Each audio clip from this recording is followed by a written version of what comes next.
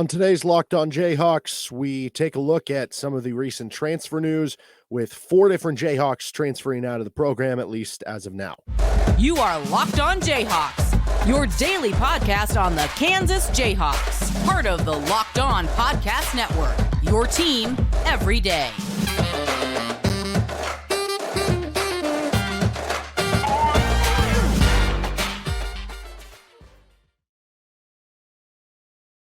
You can hear me as well on Rock Chalk Sports Talk, Monday through Friday from 3 to 6 p.m. on KLWN in Lawrence. Thanks for making Locked On Jayhawks your first listen every day. We are free and available wherever you get any of your podcasts. And on today's edition of Locked On Jayhawks, we're discussing the 4 recent transfers out of the program: Bobby Pettiford, Zach Clemence, Cam Martin, and Joe Yesufu. Am I deathly afraid that while I'm recording this episode or while I'm posting this episode that another player transfers out of the program and that we missed it on here? Yes, absolutely. But we're going to power through anyway. First, this episode, though, is brought to you by FanDuel Sportsbook, the official sportsbook of Locked On. Make every moment more. Visit FanDuel.com/LockedOn to get started today. Bobby Pettiford, Zach Clemence, Cam Martin, Joe Yesufu, all transferring out of the program. I think in the case of all these guys, you look at it and it's unfortunate, just things never materialized. With Bobby, he was on the same timeline at this point as DeJuan Harris. They both had 2 years left if they really wanted to.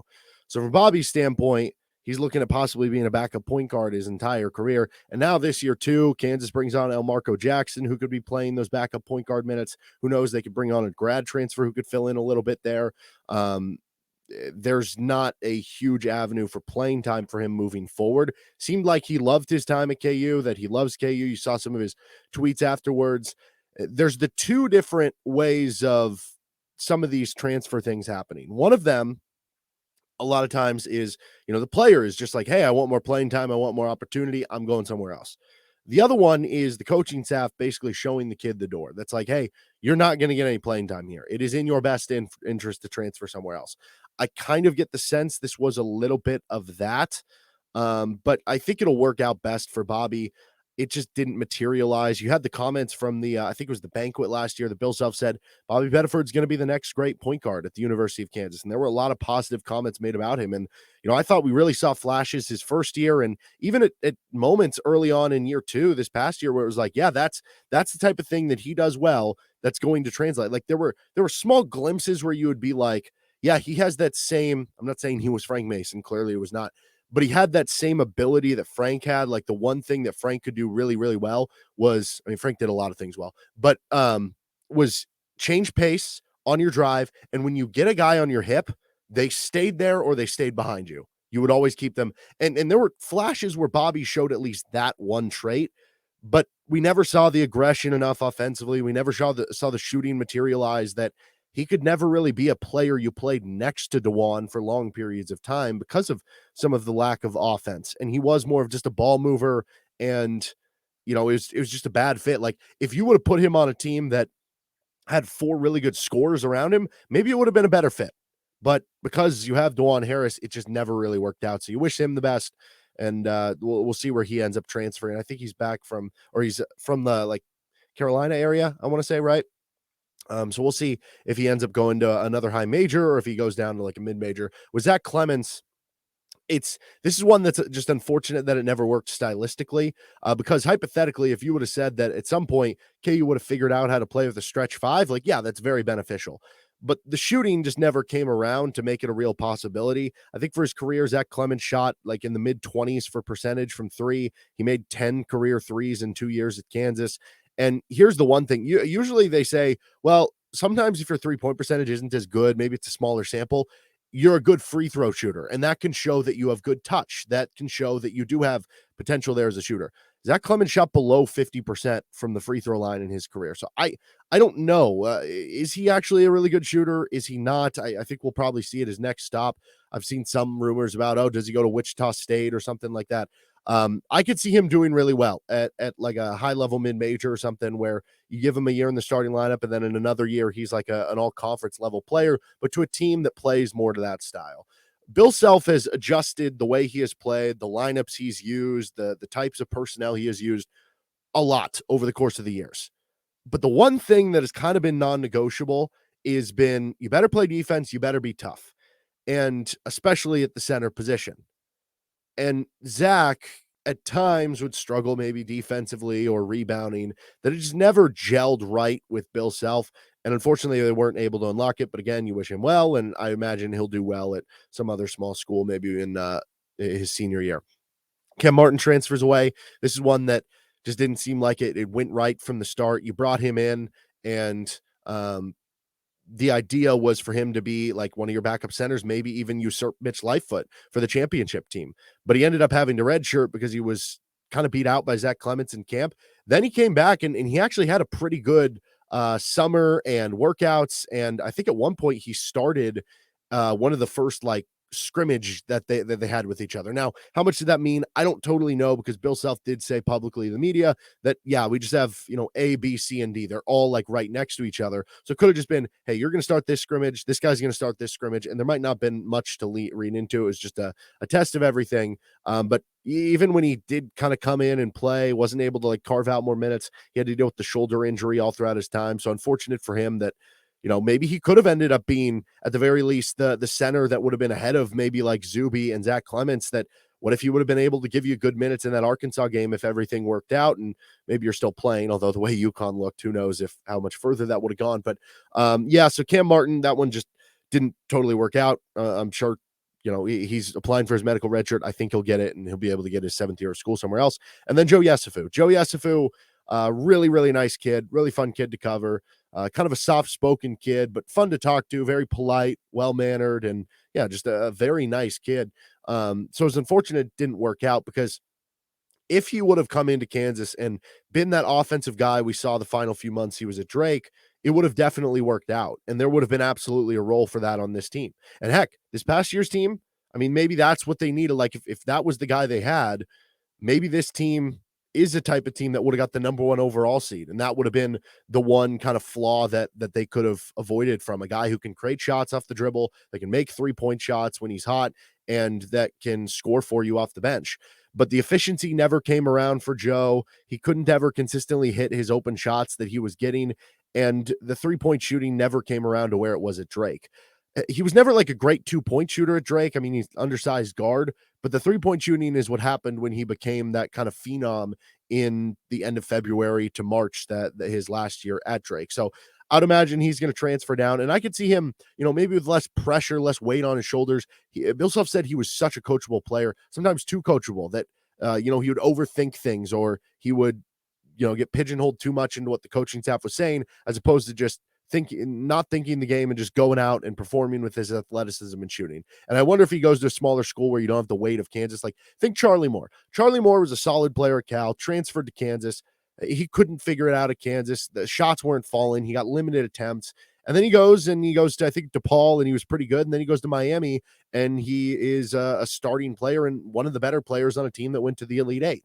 That's how I view Joe Yesufu. Maybe not that exact career path, but that maybe just a change of scenery could be good for him. And I wish him the best, because he really is a really nice kid. So where this leaves KU in terms of the scholarship numbers, what it means for each position group, is there more to come? Let's get to that coming up shortly here with Locked On Jayhawks. But first, this episode of the show is brought to you by FanDuel Sportsbook. The tournament is heating up, and now is the perfect time to download FanDuel, America's #1 sportsbook, because new customers get a no-sweat first bet up to $1,000. That's bonus bets back if your first bet doesn't win. Just download the FanDuel Sportsbook app. It's safe, secure, and super easy to use. Then you can bet on everything from the money line to point scores, 3-pointers drained. I'm all aboard San Diego State plus 7.5 right now. I think they're going to keep it close. I think their tempo, their defense, I think it could be kind of an ugly, close game. I think Alabama gets through, maybe, but I wouldn't be surprised if they pull the upset. I think 7.5 is too much. Plus, FanDuel even lets you combine your bets for a chance at a bigger payout with same-game parlays. Don't miss your chance to get a no-sweat first bet up to $1,000 in bonus bets when you go to FanDuel.com/lockedon. That's FanDuel.com/lockedon to learn more. Make every moment more with FanDuel, an official sports betting partner of the NBA. What this means for scholarship count and each position group at Kansas. So Kansas had 13 scholarship players on this team. Already you are going down because of the self-imposed sanctions. You're going to go down to 12 next year. So I guess technically you're one over on scholarships if we just look at it this way. But then, Jalen Wilson, Kevin McCullough, they're going pro. So now you have one open scholarship. Grady Dick probably going pro. So you probably have 2 open scholarships. Then now you have 4 players leaving the program via transfer. Okay, now you would have 6 open scholarships. But then you're bringing on 4 freshmen. Marcus Adams reclassifies into the class of 2023. He joins the class with Chris Johnson, Elmarco Jackson, and Jamari McDowell. So now you would have 2 open scholarships, and basically you can go hunting in the transfer portal. There have been a few names that maybe have already been lined up for KU to certainly keep an eye on here in a few weeks. Some wings that can shoot the ball and everything. So certainly keep an eye on some of that stuff. There have been a lot of guys entering the transfer portal. You'll see some reported interest of Kansas in some of these different players. Now, to what level that is, we don't totally know. It could just be a simple phone call. It could just be hey, are you interested in Kansas? It could just be, hey, keep an eye on us, whatever. It could just be, sometimes we've seen this before, where a transfer puts Kansas on their list just to beef up the list when it doesn't actually happen, but Kansas isn't going to respond because it just looks bad from the PR game. So it's hard to totally tell who they actually are going for, who's option one. I've seen that before. There was, I remember one kid who KU told, we will offer you a scholarship contingent on if this other kid does not commit here, right? And then the guy who gets that basically contingency offer has the choice of, do I wait around to see what happens? Do I just pick somewhere else? So you don't totally know how the order and the hierarchy works in all this for which KU player or which players KU is most reaching out to. But I certainly am. I get the sense that if they're going to bring someone in from like a mid-major, it's going to be under the guise of, you can compete with Elmarco Jackson for maybe that number 2 spot, or you can compete for one of these starting wing spots or whatever. But realistically, we're bringing you in to be a rotation role player. Whereas I think for the starting positions, the players that are going to come in and fill starting roles on this team, or fill the biggest roles in terms of minutes and scoring and stuff, they're specifically going to hone in on guys from other Power Fives, because when you brought in Joe Yesufu and Cam Martin, it didn't work from lower levels. And you did bring in Kevin McCullough from another Power 5, and it worked. You brought in Remy Martin. It didn't work till the end, but it did work very, very well at the end. He was from another Power 5, to where I think KU would just rather say, yeah, we just want to know what we're getting into against Power 5 level competition. So I think that will be the biggest thing to look out for there. But right now, like I said, that would mean if Grady Dick goes pro, which I assume he will, that would mean you have 2 open scholarships to work with in the transfer portal. But again, there could be more to come, that more stuff opens up here for KU. What it means for each position group, as far as the kind of guard position, Bobby Pettiford and Joe Yesufu leaves an opening in the guard position. I think Elmarco Jackson will come in. I think he could start right away. But whether he does or not, you still need another guy who can handle maybe some of those combo guard minutes. And yeah, Chris Johnson could do it too. He could also play a little bit on the wing. I think it wouldn't be crazy if KU went after someone in that position group. Losing 2 centers with Clemence and Cam Martin, even if you do have Uday and Zuby, and I think the idea is to move KJ more to the 4, but I guess you still could use him as a 5 in certain lineups, in certain situations, but maybe they go after another 5. But without a doubt, the position that they're going most for, and this isn't even affected by those 4 guys transferring, is just wings. That's because Kevin McCullough, Jalen Wilson going pro, Grady Dick most likely going pro. With MJ Rice, is he going to transfer? What's going to happen there? You might not really have any returning wings on your lineup. That is certainly going to be a go-to position for KU to hit in the transfer portal. But yeah, now that both Bobby and Joe are gone, I wouldn't be surprised if they do bring in, maybe somebody who is kind of a combo guard or a more shooting guard type that you can bring off the bench. That can be a good 3-point shooter for you, fit a certain role, fit a certain niche, maybe coming off the bench to give you insurance or to compete with Elmarco Jackson, because at the end of the day, even though I'm high on Elmarco Jackson, I think he's going to come in and start and hit the ground running, he still is a freshman. And, we've seen stories both ways where, just look at this past year. Grady Dick, amazing. MJ Rice struggled to get on the floor. So you never totally know till they actually do come by. All right, is there more to come? We'll discuss that next. This is Locked On Jayhawks, and this episode is brought to you by Built Bar. The Built March Madness bracket is here. We know you have a favorite bar or puff, and now's your time to make it count. Go to BuiltMarchMadness.com to vote for your favorites. And when you vote for your favorite bar or puff, you'll be entered in a drawing where 50 lucky Locked On listeners will get a free box of Built. Not only that, but one Locked On fan will win a 12-month subscription to Built to have Built's best bars or puffs delivered monthly straight to your door. You got to try Built. Built, the best protein bar ever. They are so amazing. You won't think they're good for you, but they are. What makes Built bar puffs so good? They're covered in 100% chocolate, and they're high in protein. They're low in sugar. That's an amazing combo. Run to BuiltMarchMadness.com right now to vote for your favorite bar or puff and pick up a box while you're there. You can vote every day in March, so hop in and support your pick. So is there more to come for KU now in the transfer portal? I think there probably is. I think that when you look at it, MJ Rice feels like the ultimate toss-up because that whole thing this season seemed like a bit of an enigma. But if you remember, he was a guy who, even after he committed, it was like, is he going to play in the G League Ignite? Is he going to, end up going overseas? Is he going to end up coming to KU? And I think some of those, in addition to you have a 5-star coming in who just couldn't really get on the floor, crack the rotation. Usually you see those guys transfer away that it didn't work out. But I wouldn't be like that shocked if, you see all these wing minutes going away in front of you and you're like, man, I have a chance to really make a mark this next season.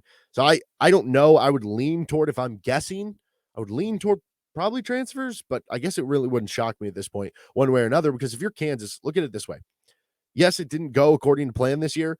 Every player you're going to be getting in the transfer portal has some sort of flaw. There's a reason that a lot of the players you would be getting in the transfer portal are transferring as opposed to going pro, right? Because if they were supposed to be first-round draft picks, they would be in the NBA draft. MJ Rice clearly has some flaws and things he has to work on in his game, and it wasn't perfect this year. But if things hit for MJ Rice, former 5-star recruit, super athlete, 6'5" wing, if things click for him, he has the body type, potential, and athleticism to be a first-round pick. And that's not the type of guy you get in the transfer portal. So I think if he does want to stay and he does want to work hard at it and everything, then, yeah, you keep him on. So that one's certainly interesting. And then the other one that I think Zuby Ejiofor and Ernest Uday will be back. Obviously, you assume DeJuan Harris and KJ Adams will be with the team and everything, and you don't expect anything crazy there.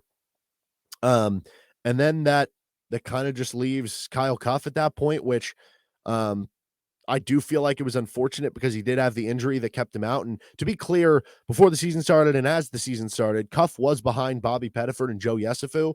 So it didn't work out for them. Like, who's to say that it would have worked out for him? But because those guys struggled and neither one grabbed a foothold really in the rotation consistently, if Kyle Cuff doesn't have the injury, what if he gets, has a few good games early in the season and starts to mount more good games and he ends up being the guard in front of them? And then maybe this is a different conversation here. So I don't totally know how they view that because of that, but certainly it's felt like kind of an uphill climb for him to get playing time these past few years, and it might be the same next year. So he would be one that I would kind of guess, if I had to, would transfer away as well. But you never know with some of these guys. We go back to the conversation of, yeah, is this a player saying I want to leave for more playing time, or is it the coaches? And if it's the coaches and they say, hey, it's in your best interest to leave, we don't know how much playing time you're going to get this year. What if the kid just says, screw that, I'm going to prove you wrong. I'm a competitor. I'm staying. You can't make me leave, and I am going to prove you wrong. And then you can't really get into that PR battle where it's like, well, coach pulled my scholarship, because that looks bad for recruiting.